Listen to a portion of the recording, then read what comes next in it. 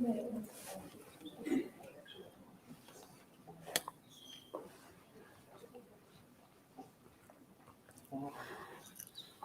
sæl og velkomin á annan fræðslufund Brakkasamtakanna og velkomin bæði sem eru í salnum og á streyminu. Við byrjuðum á fimmtudaginn í Brakkasamtökunum á þessari fræðslufundaröð sem við ætlum að hafa í vetur og þetta er fundur númer 2 sem við erum með í dag.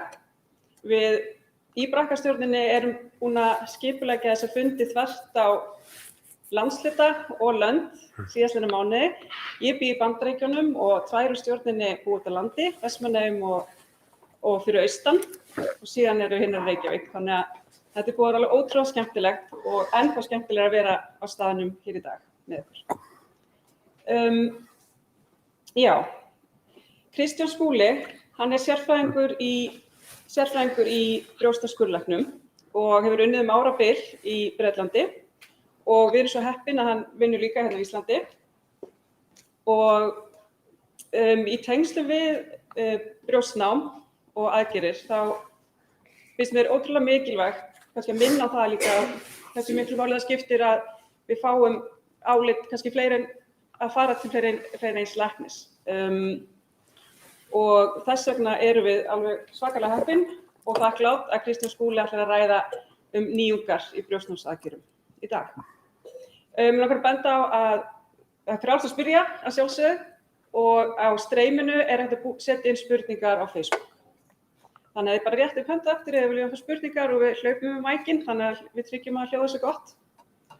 Takk kærlega fyrir og gjörðu svo vel, Kristján Skúli. Takk.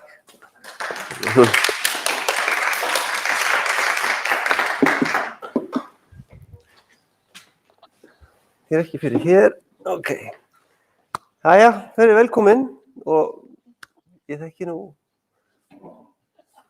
mörg ykkar, flest ykkar, svona ég sé allavega andlitin ykkar. En þannig að ég ætlaði nú svona og ég ætlaði að fara yfir svona ákveðið efni sem er svona mitt hjartaðsmál og hefur verið mitt aðal áhugamál síðustu árin og þetta er nú mynd af deildinni sem ég vinn í úti, þetta er Nottingham Breast Institute. Þannig að ég er svona undanfarin 6 ár núna tæplega verið svona þar, kannski meira heldur en ég er hér, en nú er ég svona eiginlega svona nánast 50-50 þarna úti og svo helminginn af tímanum hér á Íslandi. Og hér svona þið eru hérna í klínikinni, svo þið vitið.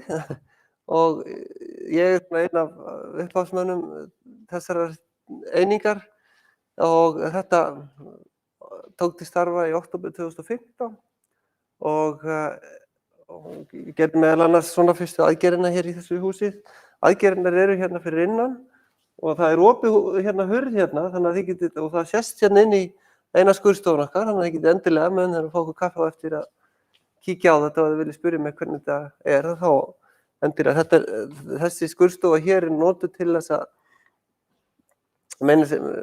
hugmyndin er að nýta hana svona í kennslu og við nota hana til dæmis í ráðstefnuhöld þar sem við höfum verið að haldi hér ráðstefnur, ég kem að því aðeins svo eftir en þið við náttúrulega vitið að þetta var Broadway, það ekki? Og svona kannski þið yngri voru kannski ekki hér, ég reyndar einhverjum furðulega ástæðum man ég eftir að hafa einhvern tímann farið hingað einu sinni og þetta voru svona skúma svolítið furðulegur dansstaður en hérna náttúrulega svona sögulega svona konur minna svona sem voru hérna í gamla daga munu eftir því að Ungfrú Ísland var svona kom hérna upp úr gólfinu einhvers staðar hér með kórónuna og þegar við komum hérna inn í þetta hús þá var náttúrulega svolítið skemmtilegt verkefni að breyta þessu úr svona diskóteki í svona einhverja læknisfræðilega tengda þjónustu og þetta sést nú ekki skýrt en þetta var allt eiginlega bara hreinsað út og þakið hér tekið meðal annars út og sett þetta gler og ég er nú hér meðal annars, það sést nú ekki vel en þarna erum við að hanna þetta með arkitektum og svona þetta var mjög skemmtilegt svona í upphafi að taka þátt í þessu og svo þróaðist þetta og núna er þetta svona orðin sem sagt klíníkin Ármúli og hér erum við með náttúrulega, ef við farum á vefsíðuna okkar, þá erum við með bláæðaklíníkin, það lítaklíníkin, það bæklunarklíníkin, það brjóstaklíníkin og upphaflega var hugmyndin kannski að smíða svona þessa einingu fyrst og fremst svona kvennatengda læknisfræðilega þjónustu fyrir konur en við sáum svona fljótt að það var húsnæði bauð upp svo miklu meira heldur en bara það, þannig að við erum með mjög fjölþætta þjónustu og meðal annars 4 skurðstofur hérna fyrir aftan okkur og við byrjum bara á einni skurðstofu svona einu sinni 2 í viku í október 2015 en núna erum við eiginlega með nánast 34 skurðstofur í gangi alla daga vikunar og þannig að þetta búið að vaxa alveg gríðarlega mikið að því leyti að núna á næstkomandi vori, ég veit ekki hvort þið sáu stóra plaggið þegar þið gengu hérna inn, hér eitthvað spennandi að gerast, hérna húsinu við hliðina. Þannig að Ármúli 7 verður eiginlega stækkun á klíníkinni Ármúla og þar verða læknastofur og hugsanlega munum við auka við okkur fleiri skurðstofur þó að þetta verði svona við þurfum að reyna alveg að fullnýta alla skurðstofuna sem við erum með áður en við förum út í það. Dýrasti hlutin af húsnæðinu og breytingunum í raun að byggja skurðstofunar. Það alveg svakalega dýr pakki. En við og fljótlega stofnaði ég bara þessa einingu hér innan klíníkurinnar, brjóstaklíníkina og byrjaði bara framkvæmd ákveðnar brjóstaaðgerðir og svo gerði ég fyrstu áhættu minnkandi brjóstnámsaðgerðina í janúar 2016, 3 mánuðum eftir að við gerum fyrstu aðgerðina hérna. Og síðan höfum við gert rúmlega 65 konur sem hafa farið í brjóstnámsaðgerð, þannig að þetta yfir 130 brjóstnámsaðgerðir og bæði á íslenskum og færeyskum konum sem komu hérna á tímabili mjög reglulega. Þannig að þetta svona orðin ansi mikið reynsla sem komin hér innanhús og sérhæfing bæði af starfsfólkinu og hjúkrunarfræðingunum í kringum þetta.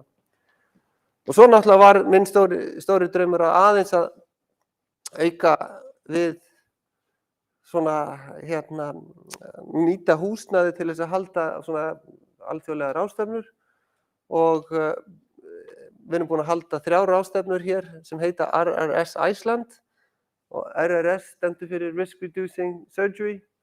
Þannig að við höfum fengið til okkar mjög, sem Ísland svo merkilegt, maður þarf ekki annað en að nefna við einhverja fræðingar ertu til í að koma til Íslands og halda hér fyrirlestur og það segja bara allir já, nánast, það er ekkert að borga þeim nánast. Og þannig að við höfum fengið mjög flotta fyrirlestra, bæði bara sérfræðinga á þessu sviði og skurðlækna og við höfum verið með aðgerðir í beinu streymi til dæmis út í hinn stóra heim, gert þær aðgerðir hér og stendur til vonandi hlutirnir svona opnast eins og við viljum að þetta verði 4. fundurinn verður á næsta sumri. Og þetta eru bara svona myndir af ráðstefnunni.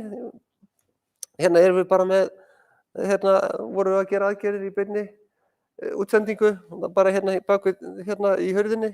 Þannig að fólk labba hér inn og skoða hvað við vorum að gera. Þetta var streymt bæði á stórt tjald sem var nú hér og líka út í hinn stóra heim. Og við vorum með 100 þáttækendur á ráðstefnunni hér og yfir 300 sem að horfðu á þetta í beinu streymi, alls staðar að úr heiminum. Nú, þannig að það sem ég ætlaði svona eiginlega að tala voru svona bara nokkrir hlutir og kannski eru mörg ykkar sem hafa verið hérna hjá og farið í gegnum svona ákveðna fræðslu hérna hjá mér kannski að heyra þessa hluti hérna aftur og það svo sem bara allt í lagi, þannig ég endurtek hlutina bara og en ég ætlaði að tala aðeins bara þessa almennu áhættu tengt brakka, tala svolítið æviáhættuna og hvað það þýðir að hafa ákveðna æviáhættu.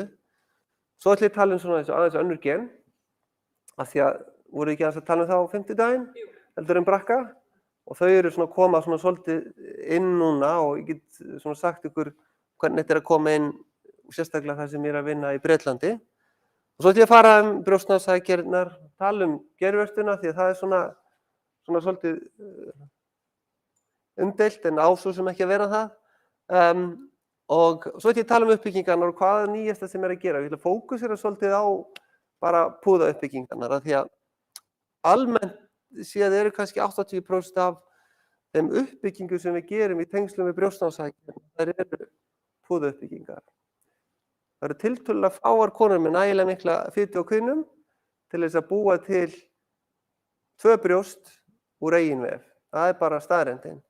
Og þannig að svona almennt séð í svona stórum einingum eins og ég vinni í Bretlandi, þá eru 80% af uppbyggingunum þá er notaður púðar, en 20% þá er notaður eigin vefur. Og við getum aðeins bara rætt það ef þið viljið hvernig þær aðgerðir eru gerðar á eftir. Og þannig að ég ætla aðeins að tala bara svona þessi nýju hluti sem er að gerast með púðauppbyggingarnar, hvernig púðarnir eru að breytast, hvar við staðsetjum á. Tala svona þessi net sem við notum nánast undantekningarlaust með púðunum.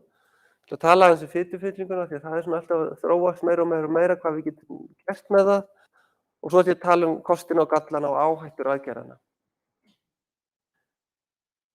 En almennt séð með æviáhættuna að þá þetta fer aðeins út úr tjaldinu efst í hlutinn. Þá er oft verið að tala æviáhættuna og tengt þessum stökkbreytingum á genum og brakka og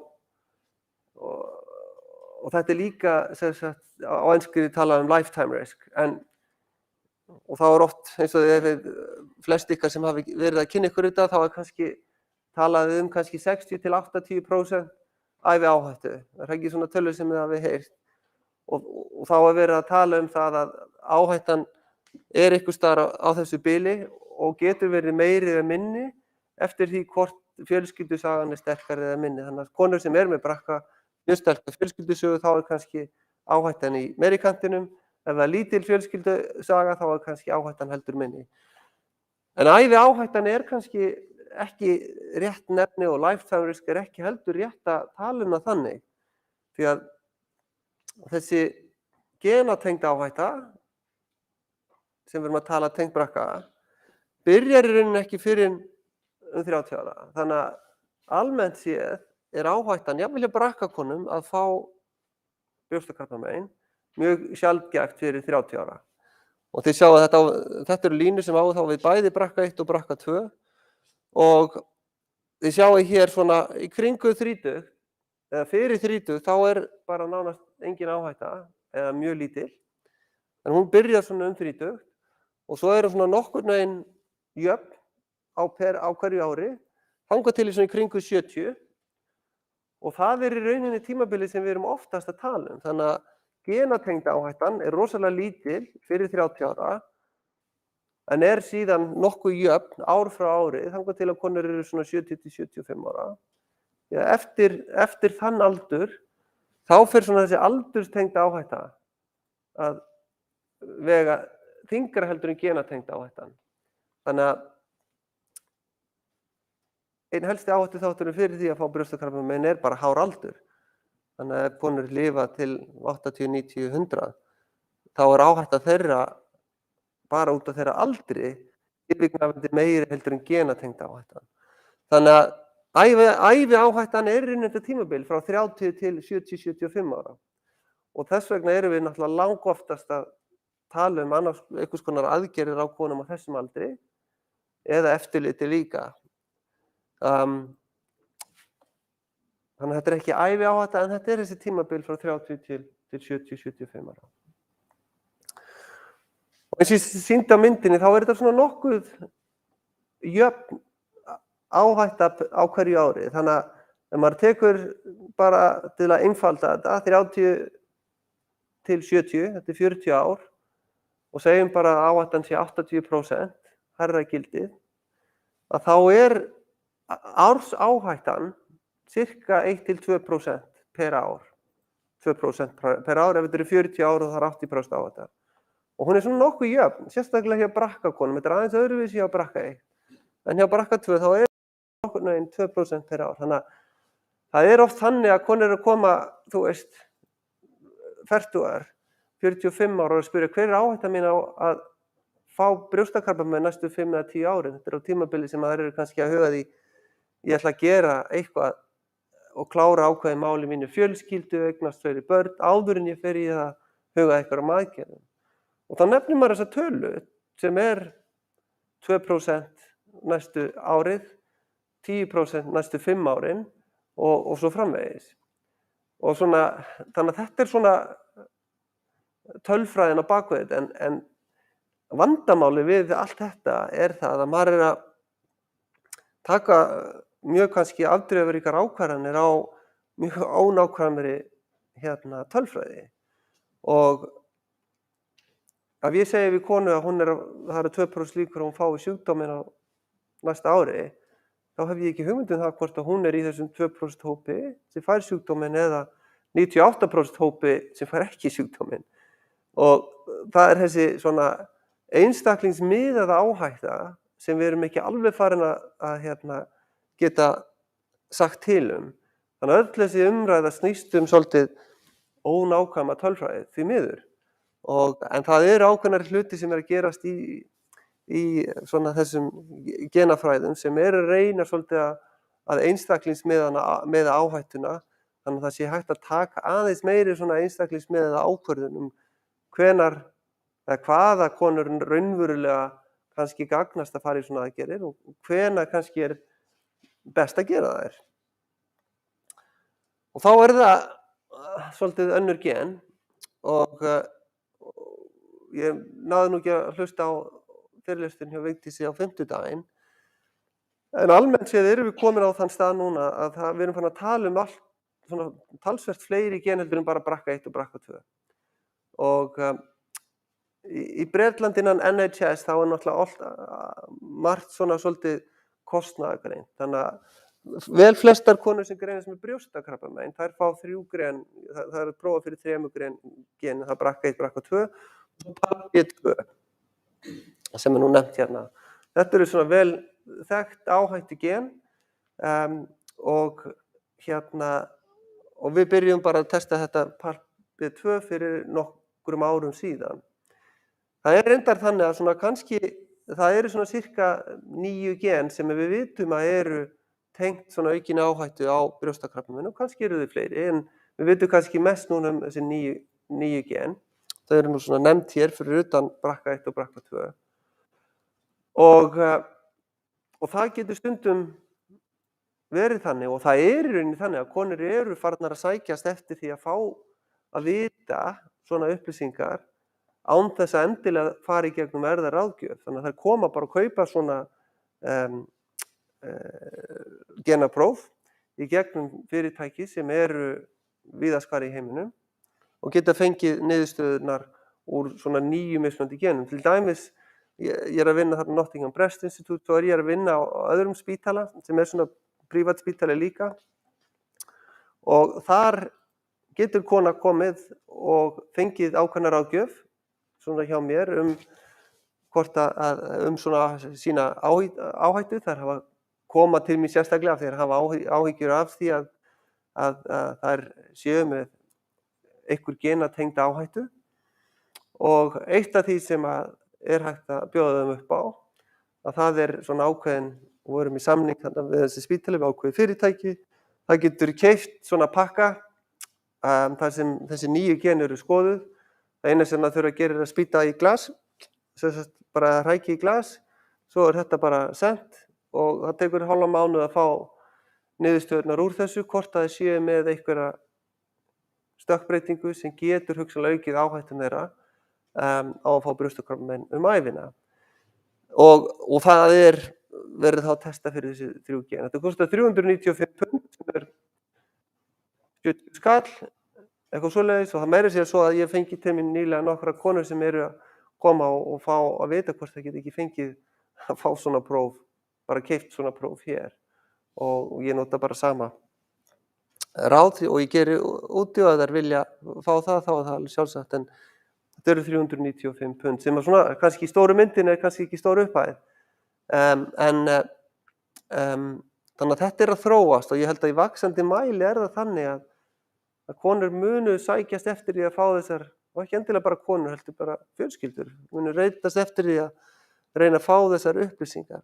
Svo það talsvert flókið hvað að gera síðan við upplýsingarnar þegar þær koma í ljós og þá náttúrulega mjög mikilvægt að þetta sé svona, konur fá góðan stuðning og þeir sem að leita eftir þessu fá góðan stuðning og útskýrt fyrir þeim hvað niðurstöðin raunverulega þýða, því að þó svo að allar að prófa þessi fyrir þessum nýju genum og þetta allt neikvætt, þá náttúrulega hugsanlegt að það sé ennþá einhver genatengd áhætta, tengt fjölskyldusögunni sem að tengist á einhverjum genum sem að við bara vitum ekki ennþá neitt sko.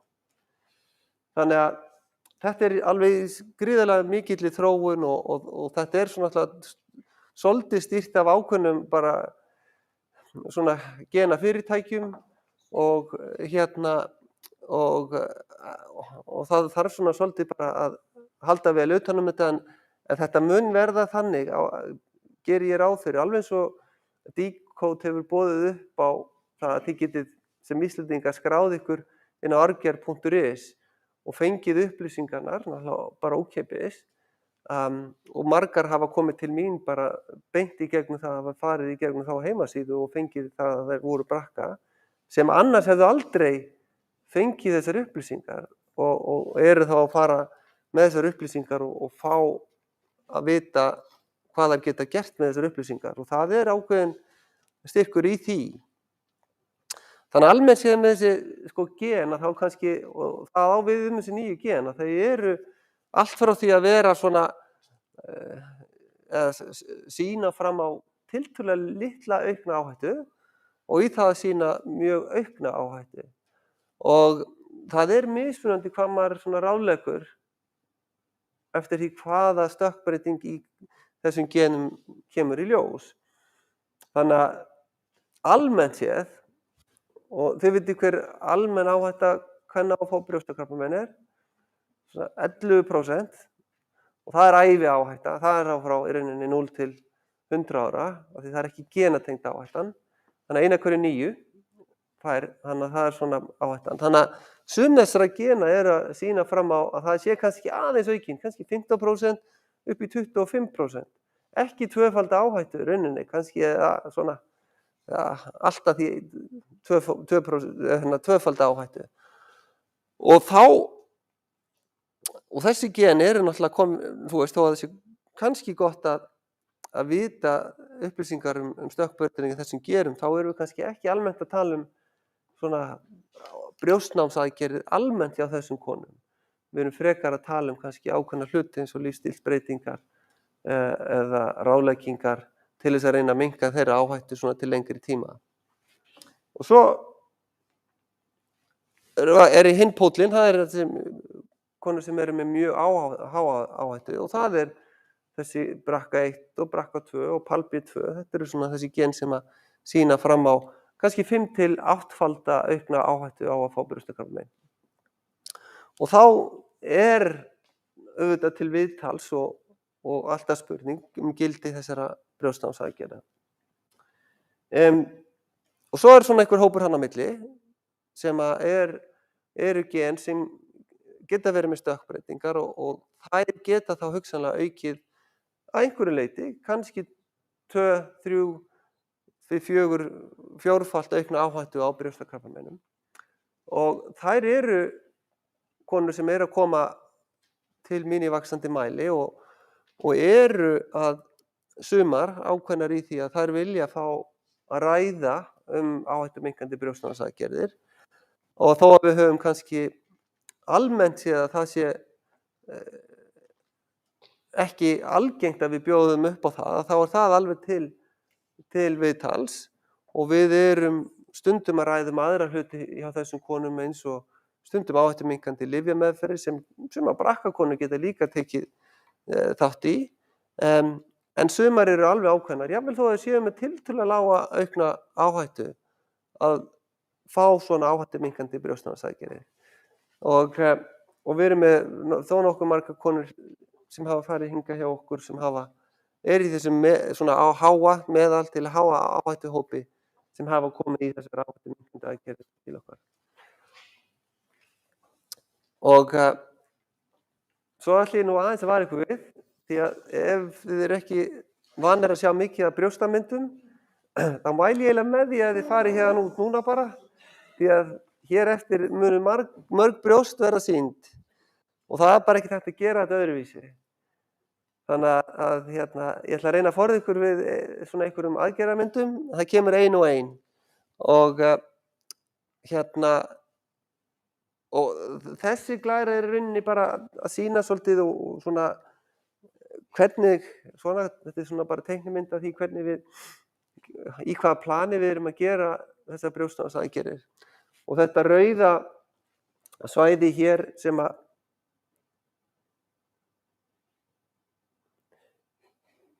þetta sést kannski ekki, nei.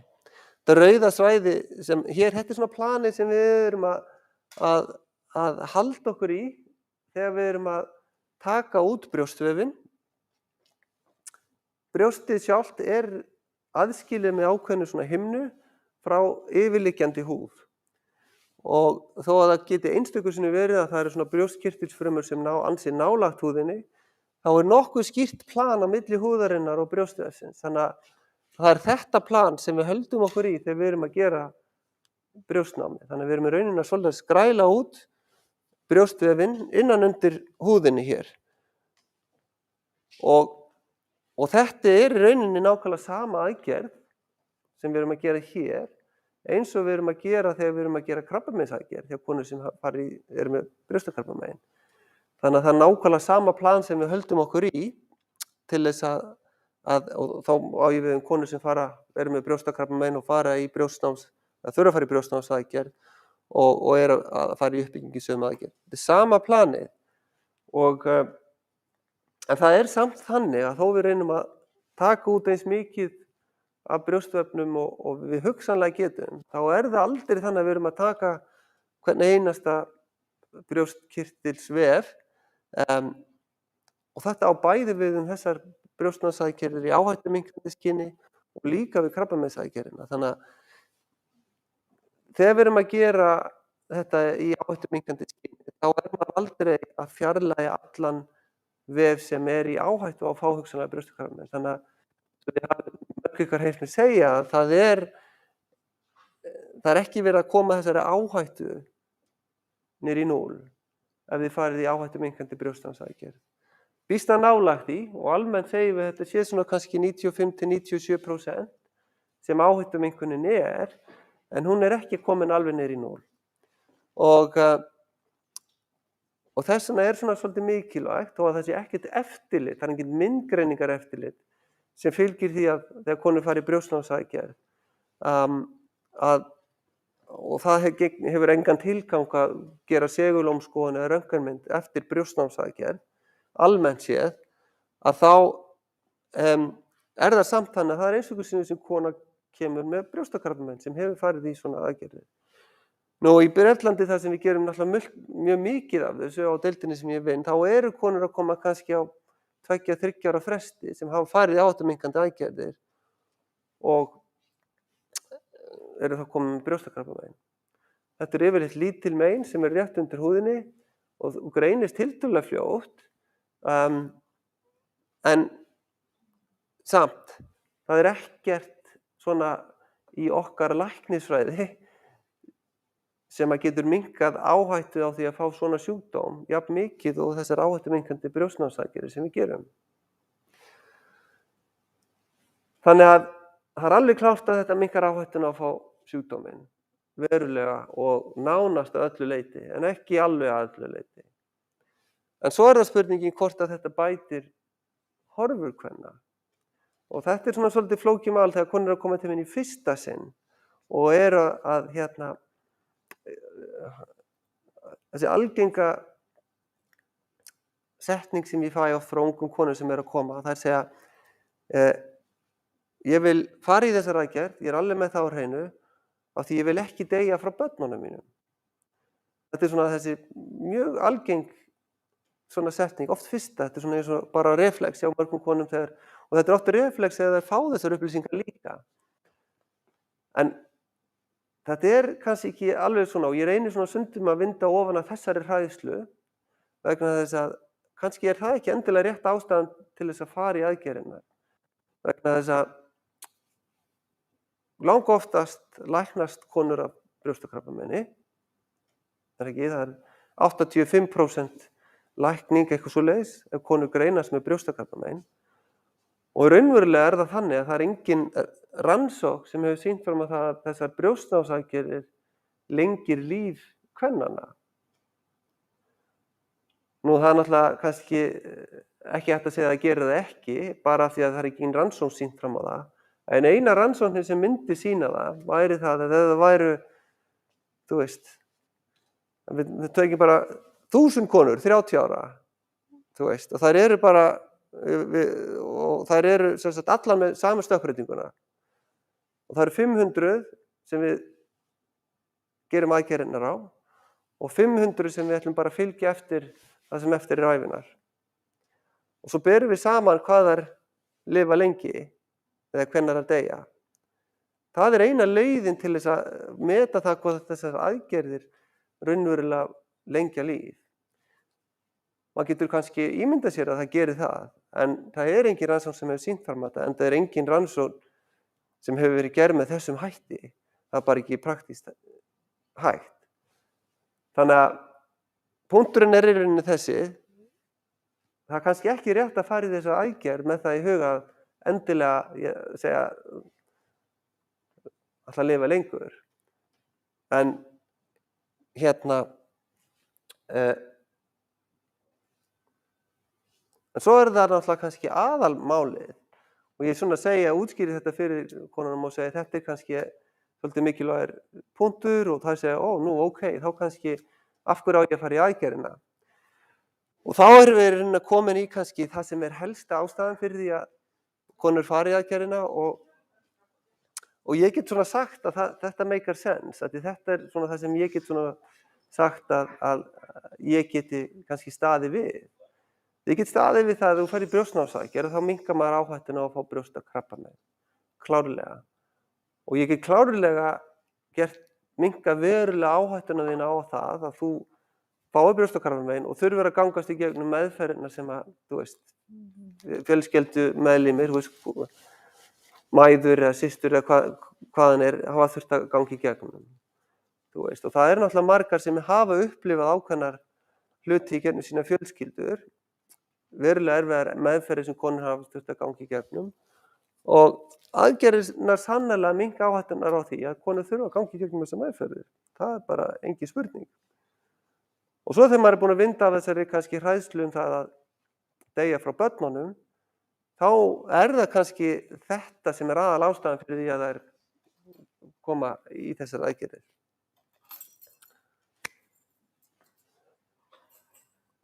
Þá það geirvartan, sem náttúrulega mikilvæg umræða því að það mikilvægt að spyrja það af hverju tekur ekki geirvörtuna því það eykur kannski áhættuna á að fá brjóstakrabbamein.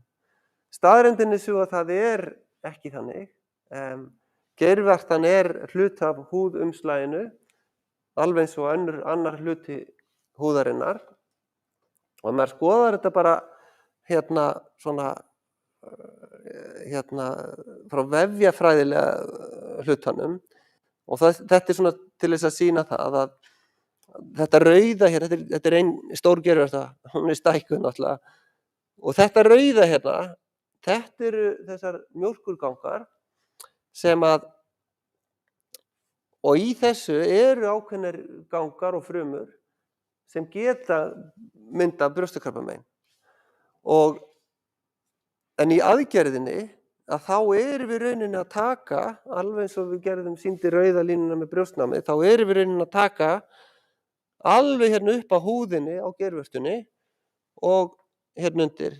Þannig að við nánast að fjarlæga allan hennan hugsanlega brjóstakrabbameinsvaldandi vef. Og af hverju getum við gert þetta? Af hverju deyr ekki geirvörtan þegar við gerum þetta? Og ástæðan fyrir því sú að blóðflæði til geirvörtunar kemur í gegnum húðina, mjög grunnt undir húðinni. Þannig að maður getur nánast farið hér alveg í gegnum húðinni hér, maður getur farið nánast og gert gat á húðinni alveg við enda geirvörtunar, en restin af geirvörtunni lifir af því að blóðflæðið alveg á yfirborðinu. Og þannig að það við vitum að blóðflæðið svona og við vitum hvar þessar mjólkurkirtlar eru, þá getum við gert í flestum tilfellum geirvörtusparandi brjóstnámsaðgerð sem hefur ekkert gildi við það að auka áhættuna á að fá brjóstakrabbamein. Þannig að langoftast það þannig að við getum gert svokallað geirvörtusparandi brjóstnámsaðgerð. Og stundum það þannig að þetta bara ein aðgerð, konur sem eru tiltölulega smá brjósta, þær eru ekkert með neitt sig, maður getur gert brjóstnámsaðgerðina í gegnum lítinn skurð hérna undir brjóstinu og sett púða beint ásamt netum og stundum aðeins eitthvað lagfæring á eftir, en þetta oft svona.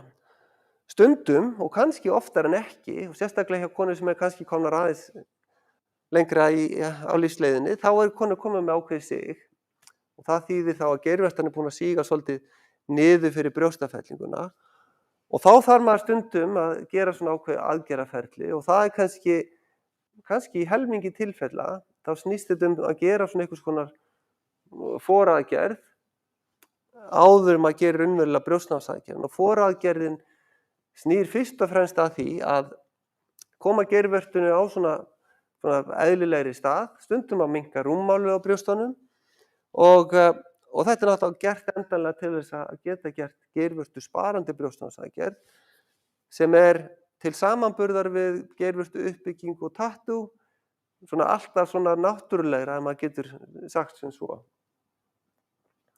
Þannig að hér bara dæmi eitt, hér kona sem með tiltölulega lítið sig, hún fer í svona tilfærslu á geirvörtunum, lítila brjóstaminnkun og þetta hún svona eftir og svo fer hún bara í sína brjóstnámsaðgerð og púða og þetta svona útkoman eftir það. Svo konur sem miklu stærri og þá þarf maður að gera stærri brjóstaminnkun, ekki bara tilfærslu á geirvörtunum, þá þarf maður að gera brjóstaminnkun, leyfa því að jafna sig, gera svo brjóstnámsaðgerðina og stundum þarf maður að setja þá konur sem eru stórar fyrir með stóra grind, þá stundum að setja vefjaþennur jafnvel í staðinn fyrir púðar beint og svo þetta svona, hún búin að koma hérna til mín bara í svona vefþenslu, svo skiptir maður þessum vefjaþennurum út fyrir púða og þetta þá útkoman eftir það. Þannig að kannski oftar en ekki þetta svona ákveðið aðgerðaferli sem felur í sér kannski 3, 4, 5 aðgerðistundum og það líka mikilvægt að konur átti sig á því að það í fæstum tilfellum þannig, langfæstum tilfellum þannig að þetta bara ein aðgerð, það bara ekki þannig. Og langflestum tilfellum þá þetta bara þannig að þetta geirvörtusparandi brjóstnámsaðgerðir og hún að flakka. Þannig að 95% tilfella þá við að gera, hún vill vera hér sko, að þá þetta geirvörtusparandi brjóstnámsaðgerðir. En stundum það þannig að konur það stór brjósta að meira segja bara við það að færa geirvörtuna eða minnka brjóstið, að áhættan á því að spara geirvörtuna það mikil, jafnvel bara í brjóst á minnkunaraðgerðinni, að það skynsamlegra að taka geirvörtuna. Þannig að það sumar konur sem ég mæli bara hreinlega með því að láta fjarlægja geirvörtuna. Þannig að þess aðgerðaferli gangi sem best svona fyrir sig. Ég nota þessa mynd oft að mér finnst það svolítið góð sko og og það stendur hérna til hægri, are you obsessed with the right things? Og ég legg svo mikla áherslu á það þegar ég að ræða við þessar konur að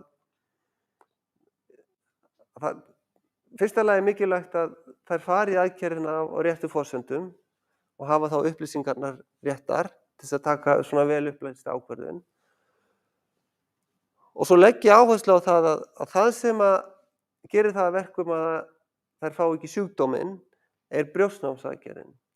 Þannig að brjóstnámsaðgerðin svona, og án þess að gera lítið úr uppbygginguna, því að þú veist, það í rauninni það sem veldur mér náttúrulega langmestum höfuðverk og var mest obsessíft yfir því, þá samt mikilvægasti þátturinn í þessu brjóstnámsaðgerð og það það sem að minnkar áhættuna á að konur fái brjóstakrabbamein og ég legg mikla áherslu á þetta því að þó að maður myndi vilja segja að það kemur aldrei neitt upp á og helst vildi ég náttúrulega hafa það þannig og ég legg svona náttúrulega allan metna mig í það að þetta gangi eins vel fyrir sig og hægt og það kom ekki eitthvað upp á en svona þessi bransi bara ekki þannig og það bara almenna reglan í öllum svona skurðlækningum að því meiri aðgerðir sem þú gerir og því meira sem þú tekur að þér, því fleiri sko uppákomur koma upp á. Og maður getur valið sér ákveðna sjúklinga sem að kannski í litlum áhættuhópi og lendir aldrei í neinu.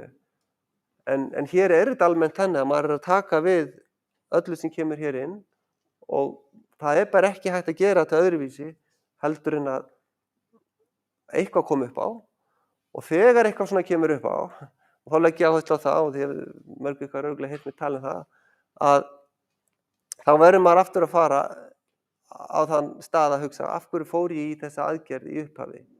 Hvað var ég að reyna að fá út úr þessu? Var það að minnka áhættuna eða var það aðalega bara að fá einhvers vel uppbyggt brjóst? Og ég kem aftur svona aðeins að þessari umræðu eftir því þetta svona svolítið, það ekki alveg svona einfalt en það mikilvægt að konur hafi þetta svona í kollinum þegar þær byrja þetta ferli. Og þá ætla ég aðeins að tala bara svona þessa nýja hluti og ég ætla að fókusera aðeins bara á púðauppbyggingarnar því það svona kannski 80% af því sem við gerum og við farin að nota nýja púða og svona 2-3 ára fresti kemur ný kynslóð púða sem alltaf betri en forveranir og núna erum við til dæmis komin í svona 7. kynslóð púða ég bara með dæmi þá, það þessir hér og hérna á tímabilinu 2007 til 15 eitthvað svoleiðis þá var mjög mikið verið að nota svona dropalaga púða og þeir eru bara, þú veist, þeir eru dropalaga og okkur þótti þetta vera helviti fínt því að þetta gæfi svona náttúrulegasta útliti þegar við erum að gera uppbyggingarnar. En gelið í þessu mjög svona hart, skelin svona svolítið brothætt og þetta svona hrjúft á yfirborðinu og svo hefur við búin að komast að því að þessir púðar geta aukið ákveðna áhættu á blóðkrabbameinum, við köllum ALCL og áhættan rosalega lítil, hún kannski 1 á móti 30.000 kvenna sem með svona púða, þannig að það engin kona á Íslandi sem hefur greinst með þetta blóðkrabbamein. En svona voru púðarnir, núna erum við svona farnir að nota annars konar púða og þeir svona nánast hringlaga, þeir svona sléttir á yfirborðinu og þeir þannig að þeir sko svona hringlaga en taka á sig svona ákveðin, þetta sést nú ekki sko, en það púði sem svona og svo eftir því sem að hann fer inn í brjóstið þá verður hann meira svona dropalaga og þetta svona hægt bara með þessu nýja silikoni sem framleitt og nýju púðunum og svo meira sér svona kubbur, mikrokubbur þannig að ef eiginmaðurinn týnir konunni þá getur hann flett henni upp sko. Lýsir ekki líka mér? En þetta kubbur reyndar til þess að, þú veist, ef kona flytur úr landi eða eitthvað þá hægt að setja svona tæki á þetta og þá er hægt að nákvæmlega vita hvenær þessi púði var settur inn og hvar og framleiðslunúmer og allt svoleiðis. Þannig að ef það kemur eitthvað upp á, þá, og það er oft stundum eilífðarpúða, það er ekki rétt. Það er ævi ábyrgð á þessum púðum, sem þýðir rauninni það að ef það kemur eitthvað upp á með þessa púða, þá endurgreiðir fyrirtæki nýjan púða. En þú veist, þetta er tiltölulega nýr, þú getur snúið þessu á alla kanta, þú getur snúið þessu svona í hringi og það gerist ekki neitt. Þannig að rof sem við sáum stundum með þessa púða er afar sjaldgæft í þessum. En þá kannski eftir að koma í ljós eftir því sem við notum það meira og fylgjum það meira eftir. Þannig að púðarnir hafa breyst og eru betri. Og svo er það staðsetning á púðanum. Við erum farin að setja það aðeins á aðra staði. Hérna áður fyrr vorum við alltaf að setja púðana algjörlega undir vöðvan. Þannig að við lyftum alltaf vöðvanum, settum þetta undir vöðvan og reyndum síðan að yfirleitt að þenja upp þetta bil. Og einstöku sinnum, og ástæðan fyrir við gerum þetta var það, við vorum að reyna hérna áður fyrir þetta að setja púðana beint undir húðina. Ég sýni ykkur aðeins myndir af því á eftir. Það virkaði ekki. Það varð að koma eitthvað mjúkvefur milli púðana og húðarinnar til þess að það myndi endast í lengri tíma. Þannig að þetta var svona það sem við byrjuðum með. Og þannig að þetta var alltaf þannig að það var alltaf settur vefjaþenjari fyrst.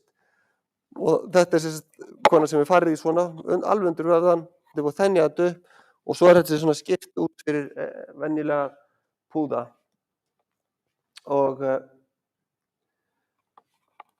svo komist við að því að það var alltaf þannig, það var alltaf svolítið vandamál að þenja þetta bil, þetta var sársaukafullt fyrir konurnar og við, eða fyrirtæki fóru að skoða svona möguleika á því að geta kannski sett púðana beint án þess að setja vefjaþenjarana og þá komið þessi net svolítið inn í málin og kem að netunum á eftir. En stuttumáli snúast þessi netmálum það að það er annarkvort verið að setja púðana beint undir húðina eða þá að hluta til. Og þannig byrjaði netin að við fórum að setja púðana að hluta til undir vöðvan. Þannig að vöðvin er hérna uppi og svo er þessi net notuð í neðri hlutanum. Og það er til þess að styðja við þá púðana innanverðu. Þetta er nánast eins og, þú veist, svona eins og innri brjóstahaldari. Og það gerði það að verkum að við gátum oft á tíðum gert púða uppbyggingarnar beint. Þannig að þetta eru svona konur sem hafa farið í svona uppbyggingar og bara í einni aðgerð. Þannig að púðarnir, brjóstin eru fjarlægð, púðarnir eru settir beint, púðarnir eru að hluta til undir vöðvanum á ofanverðu og svo á neðanverðu erum við að nota þessi net til þess að styðja við púðan. Vandamáli við þessi þessar aðgerðir stundum, þó að þetta gat oft gefið mjög góða útlitslega útkomu, að það var það að konur gátu stundum lent í því að fá svona, það sem við köllum, þetta kallast animation sjáu þetta, þannig að þegar þær spenna vöðvan, að þá fá þeir þetta, þú veist, þetta kallast svona animation og þá togar vöðvin í rauninni bara í púðan svolítið svona, sjáðu þið, og margar, þú veist, kannski flestar svona tala um að þetta sé bara þeirra partytricks, en sumar segja að þetta sé bara óþægilegt, þetta er bara óþægilegt að hafa þetta svona. Og þá fórum við náttúrulega að skoða hvort það væri ekki hægt að reyna einhvern veginn að koma í veg fyrir það að þetta kæmi upp á. Og þá er það þannig að við fórum að setja þessa púða, hún hoppar svona, fyrir framan. Þetta er fyrir og eftir og þetta er fyrir framan vöðvan. Og þá er það eiginlega þannig að það er alveg sama hvað að hreyfa brjóstvöðvan, hún er að spenna þarna núna og hreyfa brjóstin svona, en þannig að það verður engin spenna á brjóstana þegar þeir eru að spenna brjóstvöðvan. Og þetta er náttúrulega mikilvægt fyrir marga konur sem eru sérstaklega aktívar, eru mikið líkamsrækt og nota mikið efri brjóstvöðvana. Og þannig að í vaxandi mæli erum við svona svolítið farin að færa okkur í það að konur sem eru með mikið vandamál tengt þessi animation, að færa vöðvana, færa púðana fyrir fram á vöðvan. Og þetta sama kona ég sýndi ykkur áðan. Og þetta hún, sem sagt eftir að við fluttum þá vöðvan, púðan fyrir fram á vöðvan. Og þannig að hún að spenna þarna, þannig að þið sáu hvernig hún var fyrir. Núna hún að spenna og það ekkert svona sem gerist. Og almennt séð svona brjóstin svona, uppbyggðu brjóstin svona mýkri og svona hreyfanlegri. En þetta svona, almennt séð það þannig í dag að kannski oftar en ekki, þá erum við að nota þessa tækni, þar að setja púðana fyrir fram á vöðvana. Og það kannski svona í 80% tilfella það sem við gerum. Það ákveðin hópur kvenna sem sannarlega svona frá útlitslegu sjónarmiði betra að setja þetta hluta til undir vöðvan. Og það sérstaklega þær sem mjög grannar ofan og á brjóstkassanum. Því að eitt vandamáli sem maður sér stundum þegar maður setur þetta svona fyrir framan vöðvan, að það sýnileiki púðana miklu meiri heldur en ef hann settur undir vöðvan. Og sýnileikin þá svolítið þannig að hér hún svona horft bara beint framan á. Maður sér svona svolítið, hún alltaf mjög grönn, en hún mjög aktív og vildi alveg afdráttarlaust fá þetta fyrir framan vöðvan. Hún með svona svolítið stall, það sést kannski ekki vel á þessum skjá, en það svolítið stallur á milli brjóstaugsins og púðans hérna. Og svo þegar hún hallar sér svolítið fram, að þá þetta rippling, þetta fyrirbæri. Þetta rifflurnar í púðanum sem að maður sér nánast í gegnum húðina. Og þú veist, þetta svona, hún reyndar að halla sér fram, maður sér þetta ekki þegar hún stendur bara, en hún sér þetta þegar hún hallar sér svolítið fram og ef hún klædd í einhverju lágstæðu þá kemur þetta svona svolítið í ljós. Þannig að það alltaf svona kostir og gallar við hvaða aðferð sem maður notar, þó að við komum að það ákveðin hluti sem maður getur gert til að minnka þetta og þá kemur kannski fitufyllingin inn í þetta. En þetta oft fyrst og fremst vandamál þegar konur þú veist, utan klæða. Og ég legg svolítið áherslu á það að það sé svona kannski, þá maður getur oft fengið fínar útkomur utan klæða, þá þetta oft kannski aðaltakmarkið að konur séu samstæðar, svari sér vel í fötum. Og hér ein kona með svona rifflur hérna í báðum brjóstunum og svo þegar hún komin í góðan og vel brjóstahaldara, þar sem að það í rauninni stutt við púðan, þannig að ef þú styður við púðan svona, að þá minnka þessar rifflur. Þannig að þetta hverfur í góðum brjóstahaldara. Og það nánast alltaf þannig, en það stundum leitun að því, konur finna brjóstahaldara sem getur gefið þessi áhrif. En þetta yfirleitt það sem hægt að gera að minnka þetta með góðum brjóstahaldara. Svo það netin. Og netin hafa komið svolítið sterkt inn í þessum aðgerðum og nú erum við farin að nota nánast undantekningarlaust alltaf net í þessum aðgerðum. Net, þetta svona samheiti af efnum sem við notum og snúast kannski fyrst og fremst að því að styðja við púðan undir húðinni og gera það að verkum það myndast svona vel kontrolleruð himna utan púðan og milli húðarinnar, undir húðinni og styðja við húðina og vefinn fyrir utan púðan. Og þessi net af öllum gerðum og unnið úr alls konar efnum og þau til dæmis unnin úr svona biológísk eins og við kallum það. Þau unnin úr svínum, nautgripum. Ég hef verið að skoða ákveðna hluti með fiskroði, hvort það hægt að nota það.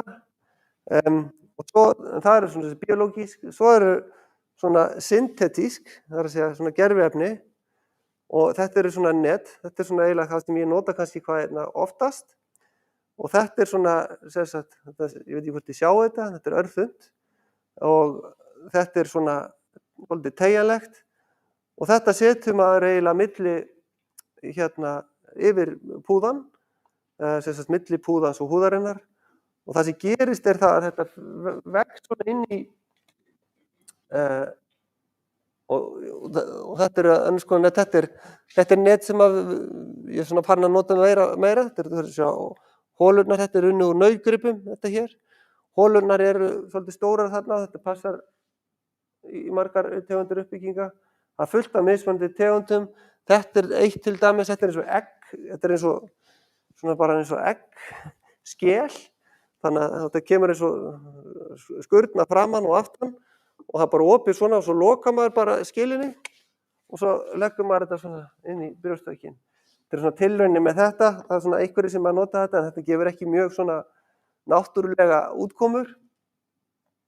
En svo stundum nota maður hvort tveggja, það að segja bæði svona biológísk net og svona syntetísk og hér mynd af slíku, þá nota maður svona, þetta svínahúð og þetta net hér að neðan, þetta sést nú ekki vel en síðan notum við þetta til að setja púðan beint fyrir fram á vöðvann. Og tilgangur með þessu það að það myndast og þetta myndað af svona neti hérna undir húðinni og þetta grær við fituna undir húðinni og þetta verður bara samvaxið við og endanum það sem gerist það, þetta myndar svona örvef sem bara svona við svona viljandi viljum fá ákveðin örvef en ekki svona mjög þykkan örvef. Það myndar svona þunnan mjúkan örvef, festist við húðina og svo styður það líka við húðina svona til lengri tíma. Því eitt af vandamálum sem við sáum þegar við fórum að setja púðana beint undir húðina, þetta var gamla daga, að þá gerðist það bara með áranum að púðarnir smá saman fóru að vaxa bara út úr og í gegnum húðina. Og þannig að þetta svona kemur í veg fyrir það. Þetta svona bara dæmi konur sem hafa farið inn í gamla daga, þú veist það sem púðarnir var bara tróðið beint undir húðina og yfir vöðvann. Og það sem gerist náttúrulega til að byrja með þetta verður allt í lagi, en það sem líkaminn gerir að myndar svona örvef og svo þykknar þessu örvefur og svo á endanum það þannig að púðarnir vaxa nánast bara í gegnum húðina og það verður að fjarlægja allt þetta. Það getur tekið náttúrulega ákveðin árafjölda en við komumst að því að þetta var bara ekki góð lausn. Það er að segja að setja púðana bara beint undir húðina án þess að styðja við púðana með einhverjum hætti og fá vel svona kontrolleraðan örvef. Nú fitufylling svona the new kid on the block, ef maður getur orðað það svo, en ekki beint, því að við höfum svona verið að nota það alveg í svona kannski 12-13 ár. Og fitufyllingarnar eru partur af þessum aðgerðum nánast algjörlega óháð því hvort að konur fara í púðana hluta til undir vöðva, yfir vöðvan, fara í svona DF-flipa, það er alltaf partur af þessu fitufylling og þetta nánast alltaf aðskildar aðgerðir með við uppbyggingarnar, þó ekki alltaf og áður fyrir vorum við að gera þetta með svona ákveðnum skilvindum og það var eina leiðin til að, og svona, þetta var allt mjög svona, já, maður þurfti allavega ekki að fara í ræktina eftir svona fitufyllingardag með þessum aðferðum. Núna er þetta orðið miklu svona vélvættara og við erum með tæki hér sem er sérstaklega bara notað í svona fitufyllingar, þannig að maður getur safnað mikilli fitu bara í dunkum og svo er þetta unnið á ákveðin hátt og svo er þessu komið fyrir aftur eftir þörfum, hvernig við kemum að því aðeins og eftir. Og svo er það ennþá, við komið á þann stað núna að ef maður á nóga fitu og veit að kannski þarf að fara aftur í fitufyllingu því að hún er góð aðgerð en það er stundum kallar á fleiri en eina aðgerð, að þá getur maður safnað fitunni þar sem maður er með umfram og senda það til Sheffield í fitubanka og fengið aftur fituna ef maður þarf að fara í aðra fitufyllingu. Þá þarf ekki að sækja fituna aftur, þá þarf bara að ná í pokann, þýða þetta og nota hana. Þannig að þetta er bara aðgerð sem við gerðum hér í klíníkinni. Þetta er reyndar eina aðgerðin sem eða sjúklingurinn þar sem við gátum sett fitu í bankann og svo kom COVID. Þannig að þegar við fórum að reyna að flytja svona lífsýni, það var bara eiginlega ómögulegt. Þannig að við höfum reyndar ekki gert meira þessu síðustu 2 árin en vonandi getum við fara að gera meira af þessu. Þetta er mjög mikið gert í deildinni minni þar sem ég er úti. Og yfirleitt er fitufylling þannig að hún er í rauninni svona viðbót við annars svona nokkurn veginn góða uppbyggingu. Þannig það sem maður er að gera með fitufyllingunni, maður er að bæta góða útkomu til þess að helst að fá mjög góða útkomu eða maður er að laga svona ákveðna hluti eins og kannski inndrætti, gæði húðarinnar til dæmis. Ef húðin er mjög þunn, þá vill maður auka við gæði húðarinnar til þess að minnka líkurnar á vandamálum til lengri tíma. Þannig að það sjaldnast þannig og sumar konur koma til mig, ég vil bara koma til fitufyllingu 5 sinnum og fá brjóst. Langoftast er það ekki þannig, þú veist, en einstöku sinnum er það þannig og þetta er svona dæmi um það. Þegar hún missti púðana hérna af því hún fékk sýkingu bæði í brjóstin, sem er nú sjaldgæft. Þannig að hún missti púðana, hún fór fyrst í púðauppbyggingu en hún sagði ég vil ekki fá púða aftur, þannig að ég sagði ok, þá skulum við bara sjá hvað við komumst langt með fitunni og hún var blessunarlega með góða fitu. Hinn kosturinn var að fara í svona DF-flipa og hún vildi ekki vera frá í 4 til 6 mánuði í einu, miklu frekar 2-3 vikur eftir hverja aðgerð. Þannig að við notum fituna í áföngum hjá henni, þannig að þetta er eftir 1 fyllingu, þetta er eftir 2, þetta er eftir 3, þetta er eftir 4 og þetta er svo eftir 5, þetta sést nú ekki vel. Þannig að þetta er hægt en þetta er afar sjaldgæft og þetta er ekki svona það sem maður gerir með fitufyllingunni almennt. Maður er ekki að byggja upp heilbrjóst, þetta er meira svona viðbót við svona annars afraða uppbyggingu. Og þannig að eins og ég sagði, þá er maður yfirleitt að gera svona ákveðna fínusur með þessum fitufyllingu sem maður gerir. Hér er svona kona sem er nánast búin með sína uppbyggingu, hún er með svona inndráttarsvæði hér, húðin er mjög þunn, þið sjáu það ekki, en svo þegar maður er búin að gera fitufyllinguna þá er svona línunar allar miklu mýkri og húðin miklu heilbrigðari.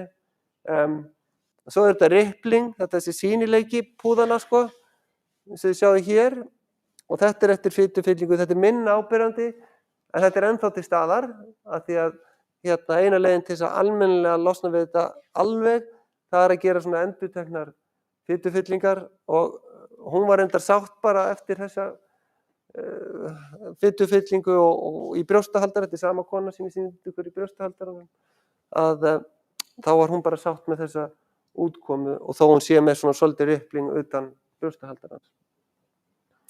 Áhætturnar, ok, sjaldgæfar, þær eru rosalega sjaldgæfar ef ég bara er alveg hreinskilinn en fyrir hverja eina konu sem lendir í einhverju svoleiðis, þá er það alltaf mikið mál, bæði fyrir hana og fyrir mig, það er bara þannig, en þær eru sjaldgæfar. Kannski það helsta eru enduraðgerðirnar, þrátt fyrir það sem er stundum talað um. Enduraðgerðirnar út af blæðingum, það er að segja, fyrsta sólarhringinn eftir aðgerðirnar, að þá er kannski fyrsta áhættan á einhvers konar blæðingum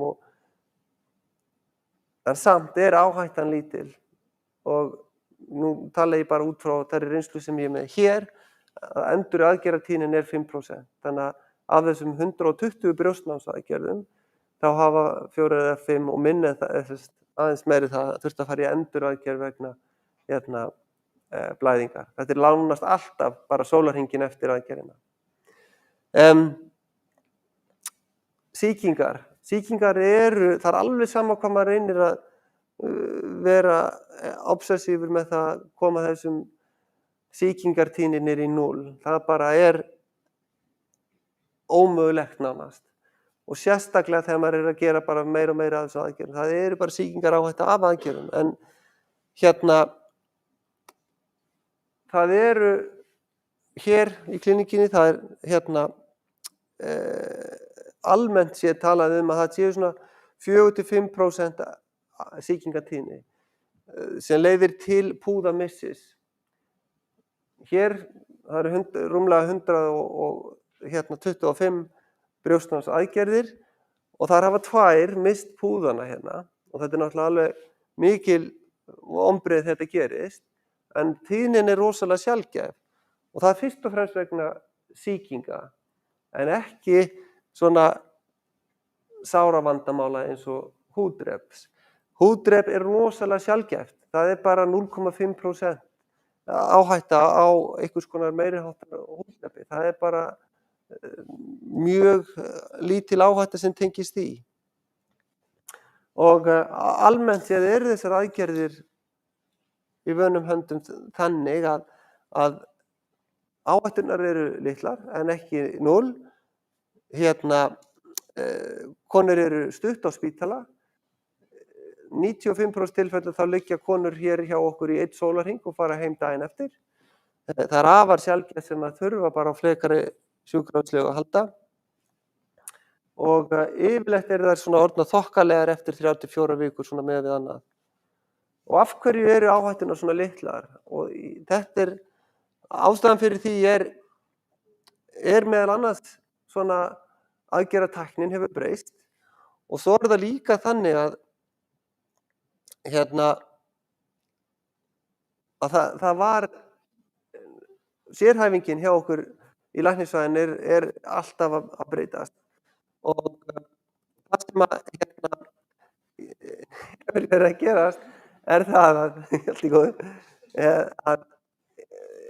þú veist áður fyrir þá og ekki svo ég kem heim til Íslands og ætlaði að vera vinna hér sem brjóstaskurðlæknir þá var bara eina í boði fyrir mig var að spítalann og þar var þetta stór hluti af vinnu tengdist ekki brjóstaskurðlækningum heldur almennum skurðlækningum. Því að sögulega séð þá var brjóstaskurðlækningar innan almennar skurðlækninga þar sem að skurðlæknir gerði bara allt. Hann gerði, þú veist, æðaaðgerðir, hann gerði kviðaðgerðir, hann gerði botnlanga, gallblöðrur og brjóstaskurðlækningar. Og svona var þetta ekki svo langt síðan, þú veist, 2007 ég kem heim að þá var stóðhlutaninn vinna að taka gallblöðrur og botnlangar. En svo náttúrulega í hinu stóra heimi náttúrulega rosalega mikið sérhæfing, þannig að brjóstaskurðlækningar til dæmis orðin bara sérgrein svona, og alveg ótengd almennum skurðlækningum. Jafnvel innan brjóstaskurðlækninga þá hefur orðið ákveðin sérhæfing. Þannig að til dæmis í teyminu sem ég vinn úti, þar sem við erum 8 sérhæfðir brjóstaskurðlæknar, þá erum við 2 sem gerum langmest, ég og Douglas vinur minn, gerum langmest af þessum áhættuminnkandi brjóstnámsaðgerðum. Þannig að eina leiðin til þess að ná áhættunni sem mest niður og helst niður í 0, en það verður náttúrulega ekki þannig. Það bara að gera meira af því sama og þannig verður maður í rauninni góður í því og getur minnkað áhættuna sem mest. Og svo það líka alls konar hluti sem við erum að nota og nýta okkur til þess að minnka áhættuna og eitt af því náttúrulega ákveðin skurðstofurnar verður að vera alveg sérhannaðar stundum. Það verður að vera ákveðið loftflæði í skurðstofunum þannig að við getum minnkað þess áhættu þannig að það ekki hægt að vera á skurðstofu þar sem ekki ákveðin tíðni loftskipta.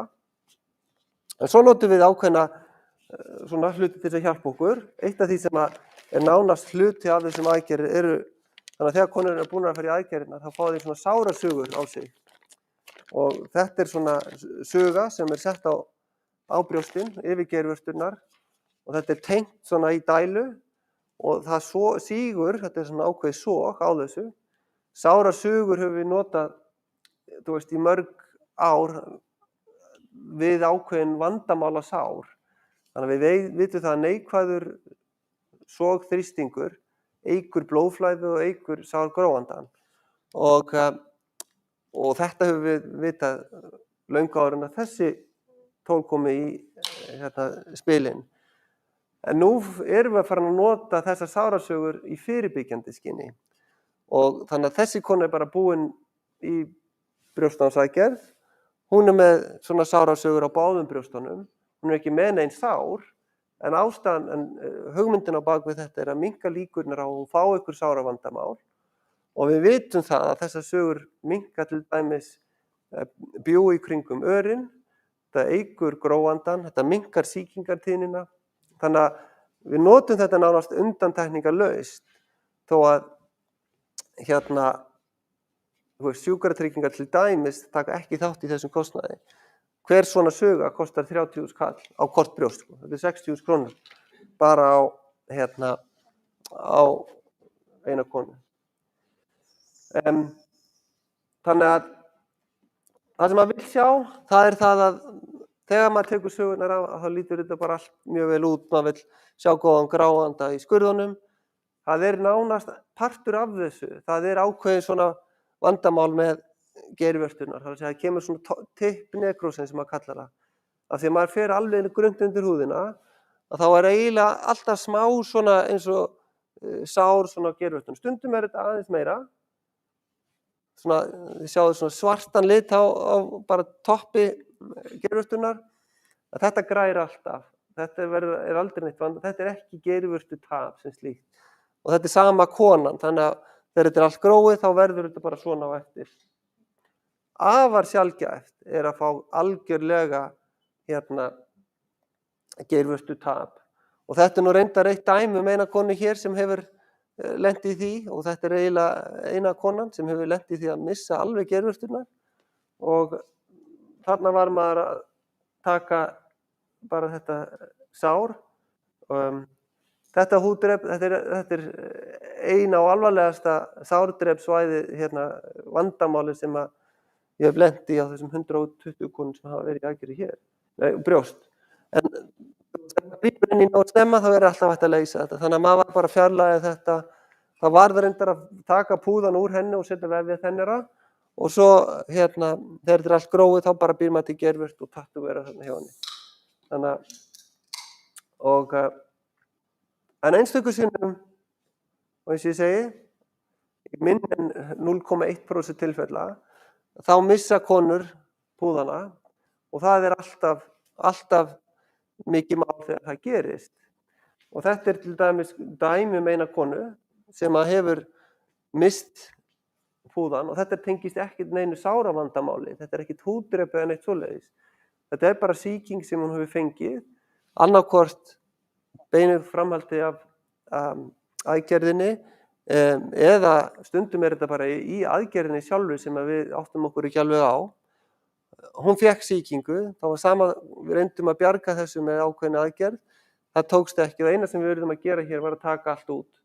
Þannig að hún varð að vera flöt og þetta er svona ákveðið pakki sem fer í gang þá og hún er þá flöt í einhver tíma. Hún var mjög dugleg þessi kona og við ræddum þetta og komum aftur að því sem ég ræddi áðan að þegar svona kemur upp á þá þarf maður að fara út í það að hugsa af hverju fór ég í aðgerðina í upphafi.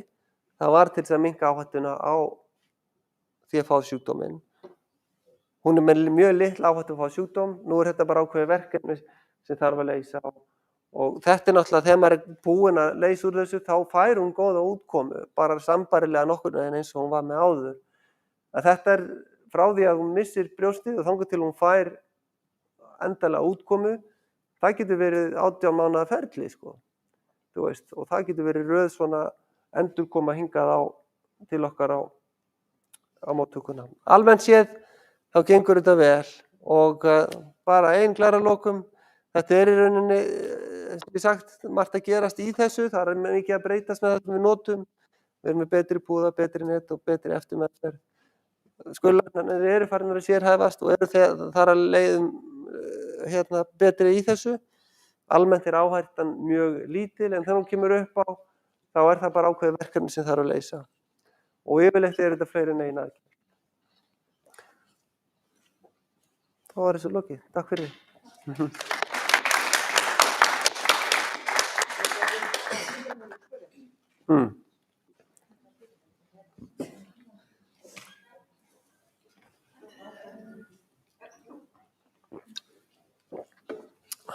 Takk kærlega Já. fyrir fróðlegt erindi. Já, Mér langaði að spyrja aðeins af því að með aðgerðirnar þegar verið að færa undirvöðva og yfirvöðva. já.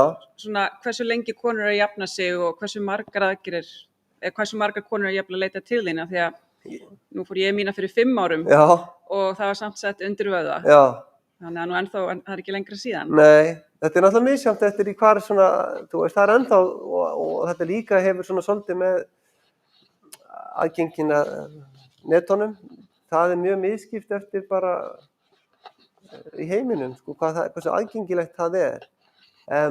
Almennt séð að setja púðan hérna fyrir færan frá því að vera undirvöðva og yfirvöðvan, að þá er það líka yfirleitt svona ákveðið aðgerðaferli og undirbúningurinn þar felst yfirleitt í því að gera fitufyllinguna fyrst, reyna að koma húðinni svona aðeins, gera hana aðeins heilbrigðari, þykkari og svo líði yfirleitt 2-3 mánuðir á milli og svo gerir maður flutningin yfir.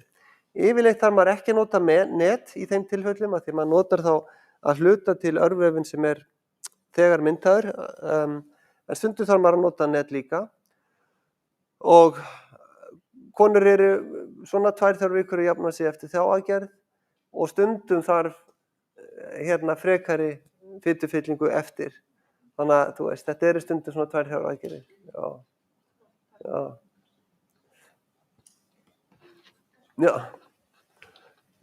Ég er að velta fyrir mér.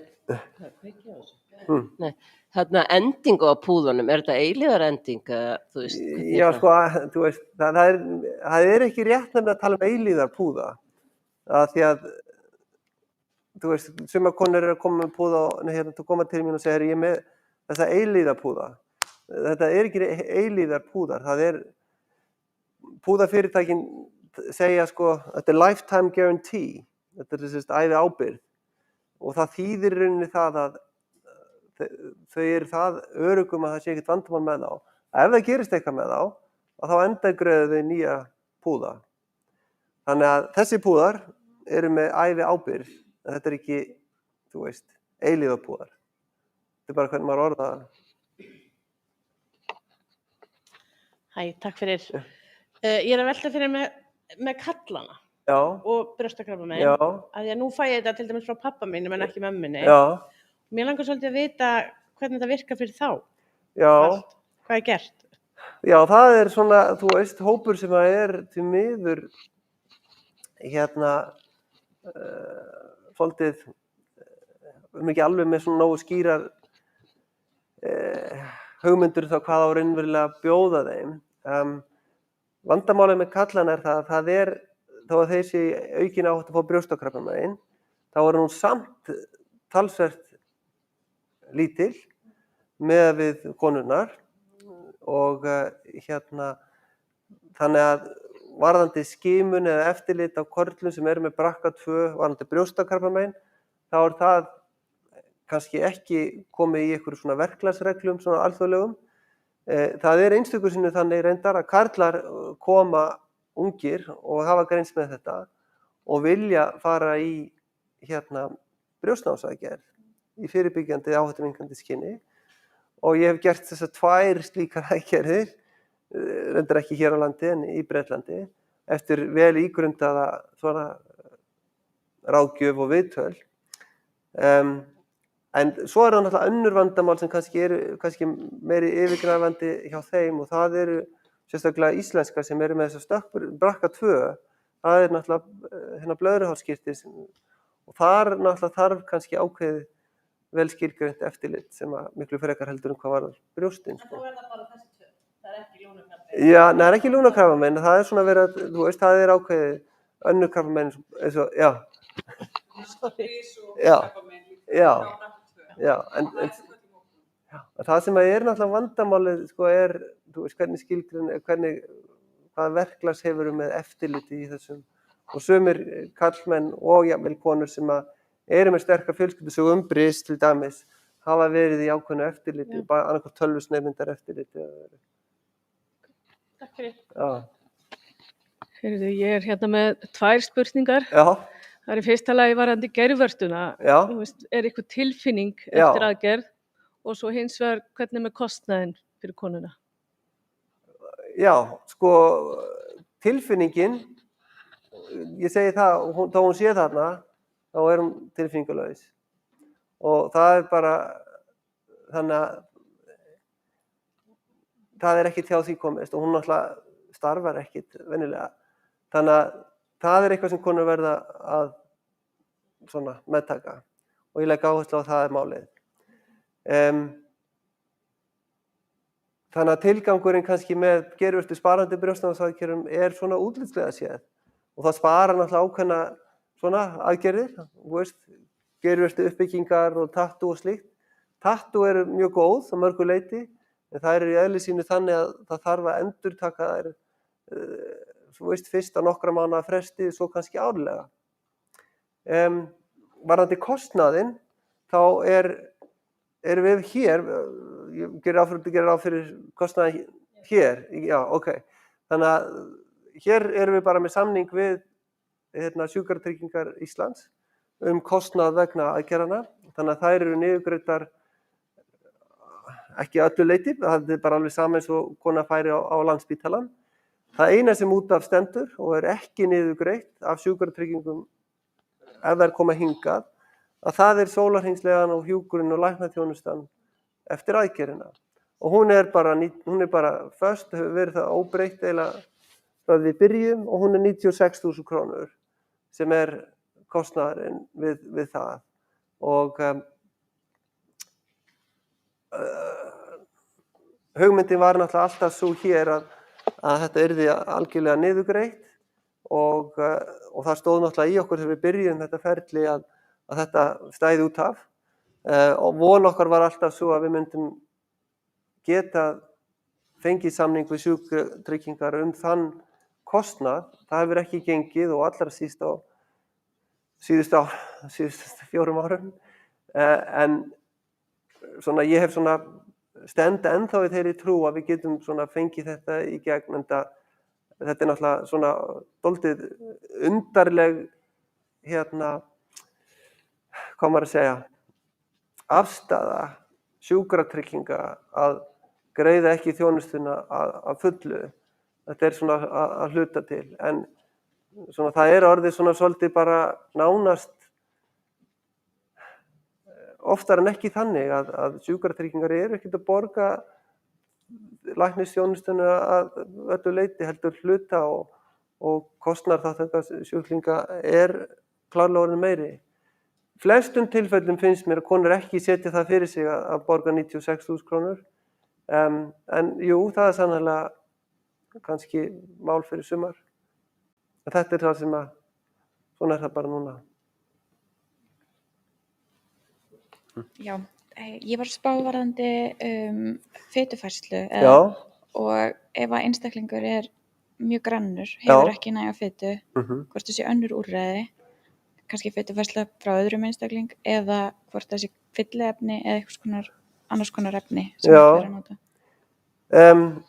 Sko, fá fitu frá öðrum virkar ekki, af því það eins og nánast eins og lífbæra ígræðsla rauninni. Það kallar á ægilega bara, þú veist, ævilanga ónæmisbælandi meðferð. Þannig að fá fitu frá öðrum einstaklingi gengur ekki. Varðandi konur sem eru mjög grannar, þá það stundum þannig að það kannski með fylliefni, það hefur ekki verið að nota önnur fylliefni heldur en eigin fitu í svona aðgerðir og ég svona held að það verði ekki raunin. Því að sko, fylliefnin svona í andlit á mjög afmörkuðu svæði virka kannski vel, en fylliefni á svona stærri húðumslög líklega allan til lengri tíma vera ekki góð, þannig að það hefur enginn farið þá leið. En þá þarf maður ofta að hugsa hlutina svolítið öðruvísi. Langoftast, jafnvel hjá mjög grönnum konum, getur maður náð ákveðinni fitu til brúks, sko. En maður þarf stundum að hagræða aðgerðinni eftir því hvað konur eru grannar. Mjög grannar konur, til dæmis, ég ofta að mæla frekar með því að þær fá púðana hluta til undir vöðva í staðan fyrir framan. Og þarf maður oft tiltölulega litla fitu til lagfæringar á þeim aðgerðum eftir á. Þannig að, já, ég er með, þú veist, konur sem mjög grannar og maður getur alltaf fundið einhverja fitu til þess að nota hana á.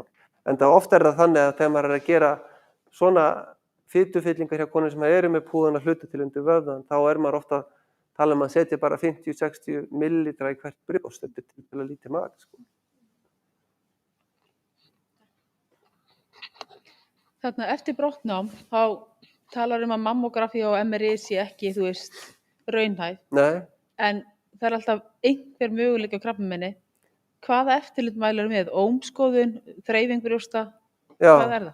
Það sko ekkert myndgreiningar eftirlit sem ég mæli með og af því að þá allt og mikill kostnaður fyrir ákaflega lítinn ávinning. Ég mæli alltaf með því að þegar aðgerðarferlinu lokið, að ég sé konur svona á ársfresti bara til þess að skoða þær. Í millitíðinni hvet ég konur til þess að skoða, ekkert á hverjum degi en svona á mánaðarfresti, að vera duglegar, en það kannski komnar í ákveðin svona ferli með það, en það tala ég alltaf um það þegar við heyrst mig tala um það, bera reglulega rakakrem á brjóstin til þess að mýkja þau og þáttur í því til dæmis að konur verði svona vanar að skoða sig og þá það yfirleitt þannig ef það kemur eitthvað upp á, ef það finnst eitthvað hnútur þá eiga þeir að bregðast við því að yfirleitt það þannig að ef það myndast krabbamein þá þetta bara rétt undir húðinni og það á að þreifast tiltölulega fljótt. Ef það þreifast eitthvað þá þeir að fara strax í skoðun og ómskoðun. Já, en ekkert myndgreiningar eftirlit, sko. Já. Eitt enn með gervisinnar, Já. Af því að nú lét ég taka gervisinnar og hendi þeim bara, Já. af því að það var mælt með því hjá mér. Já. Þarf ég að hafa þessna baug og einhver tilgangur með þessu? Þessu eins og með tattóina, af því að ef ég þarf að koma mánaðarlega, þetta eitthvað, þetta ekki bara persónubundið hvað maður vill? Þetta? Já. Já, og lykillinn í öllu þessu Af því að valkostir. eins og Þóri segir við mig, hann segir ég vill helst þú komir í bauginn allavega. Það búið að gera svona gervistu hjá mér, það búið að setja hann svona saman eins og slátri, skilur. Og það mælt með því að ég geri bauginn í kring, bara þetta sé, þú veist, en þetta ekkert eins og venjulegt. Já. Þetta ekkert. Ég forðast að nota, þú veist, svona, eða beina konum, auðvitað leiðbeini ég konum, en margt af þessu eru valkostir, þú veist, og það ekki allar konur sem að ég enda með, þó að þessu fáar, að taka gervistuna, og það ekki allar sem vilja fá gervistur endilega.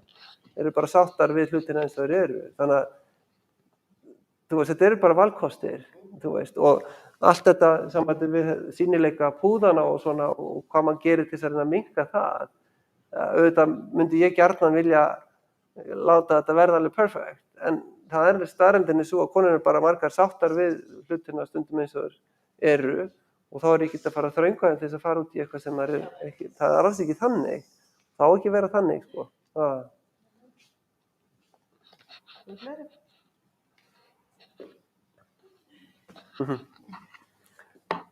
Fínt. Þá vil ég bara þakka þér innilega fyrir og okkur langar að færa þér blómvöndur frá Brakkasamtökunum. Já, takk fyrir. Takk hérlega.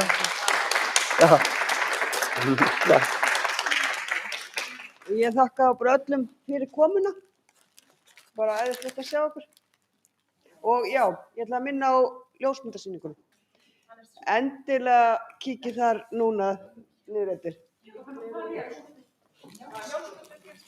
Já, Njálsgata 49. Já.